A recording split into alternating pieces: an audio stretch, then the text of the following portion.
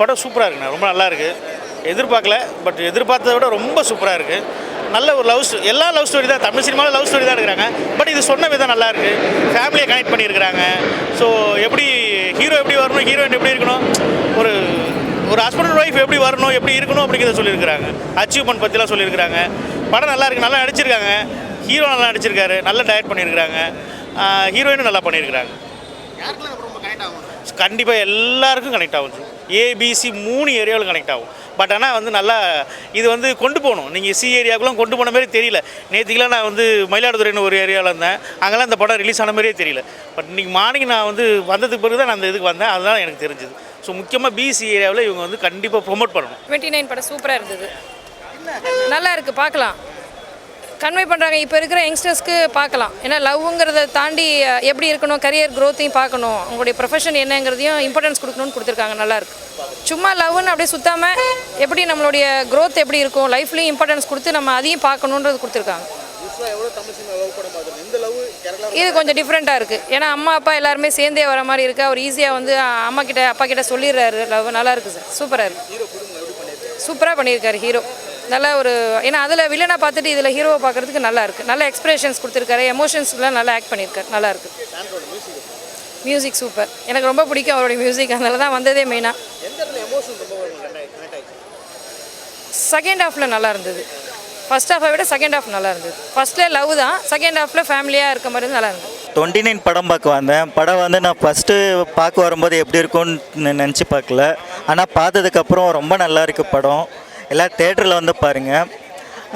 படத்தோட ஹீரோ வந்து ஃபஸ்ட்டு படம்னு சொன்னாங்க. பட் ஆனால் அவர் ரொம்ப நல்லா நடிச்சிருக்கிறாரு. ஹீரோயினும் நல்லா நடிச்சிருக்காங்க. சின்ன சின்ன காமெடிஸ் எல்லாமே நல்லா இருக்குது, சென்டிமெண்ட் இருக்குது.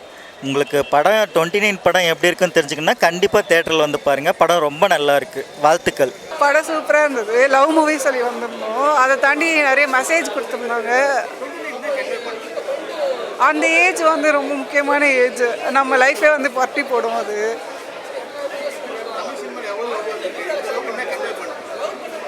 லவ்லேயே முடிஞ்சிடக்கூடாது, அதை தாண்டி இருக்குது, அதை தாண்டி லைஃப்பில் நிறையா இருக்குதுன்னு சொல்லிட்டு கன்வே பண்ணுவாங்க. நல்லா மியூசிக் எல்லாமே நல்லா இருந்தது.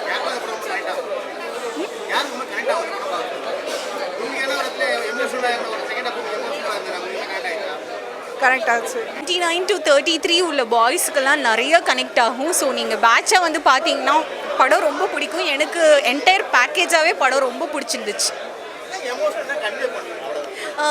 லவ் வித் கெரியர் ரெண்டுத்தையும் சேர்த்து ரொம்ப நல்லா கன்வே பண்ணியிருக்காங்க. படம் சூப்பராக இருக்குது. ஸோ நீங்கள் உங்கள் பாய்ஸ் டீமோடு வந்து பார்த்தீங்கன்னா ரொம்ப இன்னும் நிறைய கனெக்ட் ஆகும். நிறைய சின்ன சின்ன டயலாக்ஸ் கூட உங்களுக்கு பெருசாக கனெக்ட் ஆகும். என்டையர் பேக்கேஜாகவே எனக்கு படம் ரொம்ப பிடிச்சிருந்துச்சு. தேங்க்யூ. 29 வந்து லவ்னா எப்படி இருக்குன்னு கன்வே பண்ணுறோம். லவ்னா எப்படி இருக்கணும், லவ்னா என்ன, லவ்வால் நம்மளுக்கு என்ன நம்ம எப்படி சொல்கிறது, லவ் நம்ம லைஃப்பில் என்ன, நீ லவ் நோக்கி தான் ஓடுறியா, எதை நோக்கி ஓடுறன்ற ஒரு தெளிவு கிடச்சிருக்கும். கிரிஞ்சு சீன் இல்லை, என்னை பொறுத்தவரை கிரிஞ்சு சீன்ஸ் நிறைய இல்லை. எல்லாமே ஒரு லவ் சீன்ஸாகவே இருந்துச்சு. லவ்வும் ரொம்ப போர் அடிக்கிற மாதிரி இல்லை, ரொம்ப வலிஞ்சு பண்ணுற மாதிரியும் இல்லை. ஒரு ஓகேவாக இருந்துச்சு. லவ் பார்க்கலாம் அப்படின்னு சொல்லிட்டு போர் அடிக்காத லவ்வாக இருந்துச்சு ஆக்சுவலாக இதை பார்க்கும்போது. ஹீரோயின் ரெண்டும் சூப்பராக அடிச்சிருக்காங்க ப்ரோ. ஹீரோயின் நிறைய எப்படி சொல்கிறது, ரொம்ப கனெக்ட் ஆனாங்க. நம்ம ஊர் பொண்ணு மாதிரி கனெக்ட் ஆனாங்க ஆக்சுவலாக.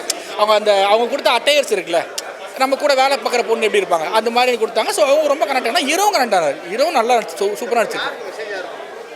எல்லா லவ் பண்ணுறதுக்கும் மெசேஜ் ஆகுது கண்டிப்பாக. இப்போ நீங்கள் லவ் பண்ணால் உங்களுக்கு தான் மெசேஜ் ஆக்சுவலாக. அது ஐ மீன் 29க்கு இன்னும் வராதவங்க கண்டிப்பாக பார்க்க வேண்டிய படம் ஆக்சுவலாக. அது கண்டிப்பாக ஃபேமிலி பார்க்கணும். ஏன்னா அப்போ தான் அவங்களுக்கு அவங்க பசங்களுக்கு என்ன பண்ணணும்னு தெரியும். பசங்க இப்படி பண்ணாங்கன்னா அவங்களுக்கு எப்படி சப்போர்ட் பண்ணணுன்ற மாதிரியும் தெரியும். ஃபேமிலியும் கண்டிப்பாக பார்க்கணும்.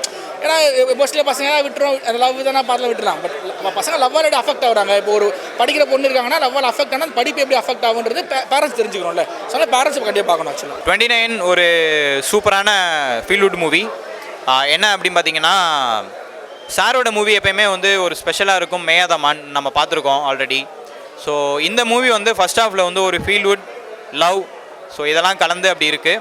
செகண்ட் ஹாஃபில் வந்து இந்த சமூகம் சார்ந்த அக்கறையோடு ஹேண்டில் பண்ண ஒரு டைரக்டர், அவரோட வெளிப்பாடு வந்து இதில் வந்திருக்கு. ரொம்பவே சூப்பராக நல்ல ஒரு ஃபீல்வுட் மூவியாக இருக்குது.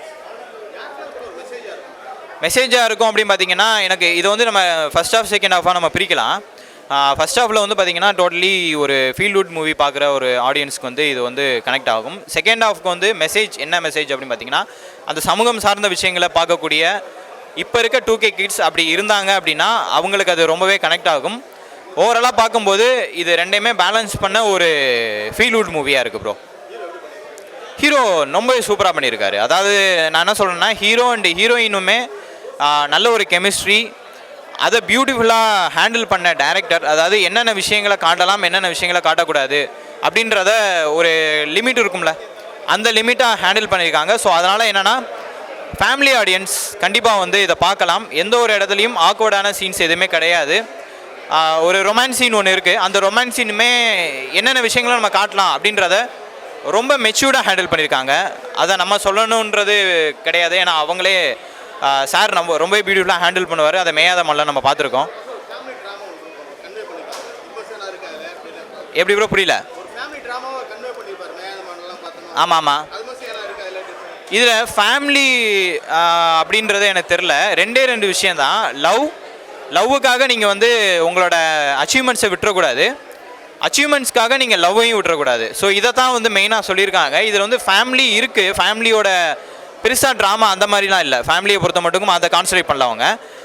இதில் என்ன மெயினாக சொல்லியிருக்காங்க அப்படின்னு பார்த்தீங்கன்னா நான் சொன்ன மாதிரி தான் அந்த மெசேஜ் தான் சொல்லியிருக்காங்களே தவிர மியூசிக் வந்து என்ன ஒரு இடத்துல எல்லா இடத்துலையுமே உட்கார வச்சுச்சு. இப்போ நம்ம எதை நம்ம நல்ல மியூசிக் சொல்லுவோம் அப்படின்னு பார்த்தீங்கன்னா நம்மளை வந்து அவுட் ஆஃப் ஃபோக்கஸ், ஐ மீன் வெளியே போக விடாமல் நீட்டாக அது வந்ததும் தெரியாமல் போனதும் தெரியாமல் ஒன்று இருக்கும்ல, அப்படி இருந்தாலே அது நல்ல மியூசிக் தான் என்னை பொறுத்த மட்டுக்கும். என்னை எந்த ஒரு இடத்துலையும் டிஸ்டர்ப் பண்ணலை, நல்ல ஃபீல் குட்டாக இருந்துச்சு. இந்த கதைக்கு என்ன தேவையோ அதை கொடுத்துருந்தாங்க.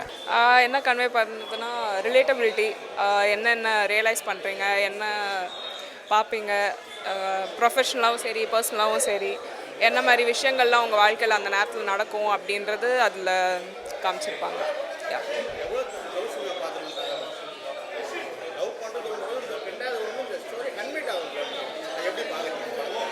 எப்படி கன்வே ஆயிருக்குன்னு கேட்குறீங்களா? ஸோ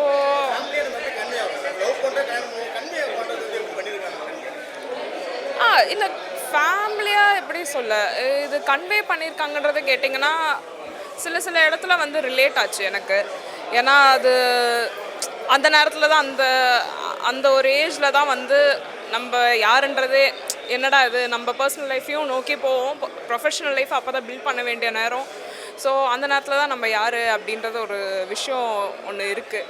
ஸோ அது எல்லாருக்குமே அது நடக்கிற ஒரு விஷயம் தான் நினைக்கிறேன். ஸோ அது நல்ல சில இடத்துலலாம் அது நல்லா கன்வே பண்ணியிருந்தாங்க. அந்த ஹீரோயின் சொல்லுவாங்க இந்த மாதிரி நீ யார், அச்சீவ்மெண்ட் வை அப்படின்றத தாண்டி ஐ கெஸ் மூவி ஓப்பனிங்லேயே இருக்கும் நான் யாருன்றது இன்னுமே எனக்கு தெரியல அப்படின்ற மாதிரி ஒரு சின்ன ஒரு டயலாக் மாதிரிலாம் வச்சுருப்பாங்க. ஸோ அதெல்லாம் நல்லா கன்வே பண்ணியிருந்தாங்க.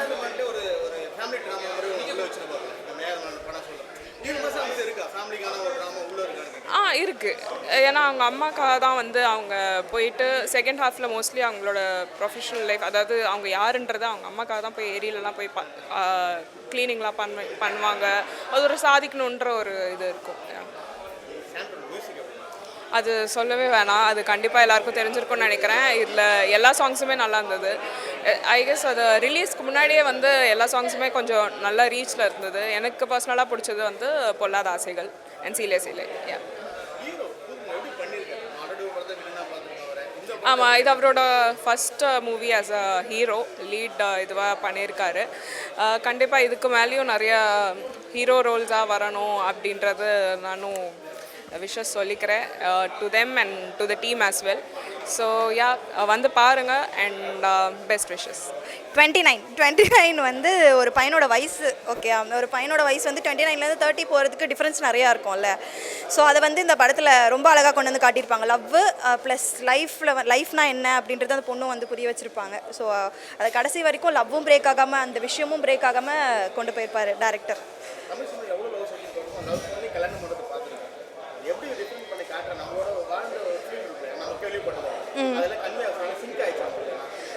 சூரியவம்சம் படத்தில் வந்து 2 பேர் கல்யாணம் பண்ணிட்டு செட்டில் ஆகுவாங்க. இதில் வந்து 2 பேர் லவ் பண்ணும் போதே நீயும் ஜெயிக்கணும் நானும் ஜெயிக்கணும் அப்படின்றது 2 பேருக்குமே இருக்கும். பட் அந்த பையனுக்கு வந்து ஜெயிக்கிறதையும் தாண்டி எனக்கு அவ கிடச்சிட்டால, எனக்கு லைஃப் அதான் போதும் அப்படின்ற மாதிரி இருக்கும். ஆனால் அந்த பொண்ணு வந்து இல்லை இது என்னைய மட்டுமே நீ அச்சீவ்மெண்ட்டாக நினைக்காத, இன்னொரு லைஃப்பும் இருக்குது, நீ எதாவது சாதிக்கணும் அப்படின்னு சொல்லிட்டு அவங்க ஒரு விஷயம் பண்ணுவாங்க. அதை நீங்கள் படத்தோட எண்டில் பார்க்கும்போது ரொம்ப அழகாக இருக்கும். எமோஷனலாக எனக்கு ஒர்க் அவுட் ஆன விஷயம் வந்து லவ் போர்ஷன்ஸ்லாம் நல்லா கனெக்டாக இருந்தது. வாழ்க்கை ஃபுல்லாக நான் அண்ணாந்து பார்க்க ரெடியா, ஏன்னா அந்த பொண்ணு வந்து குட்டியாக ஷார்ட்டாக இருப்பாங்க, அந்த பையன் வந்து ரொம்ப ஹைட்டாக இருப்பாங்க.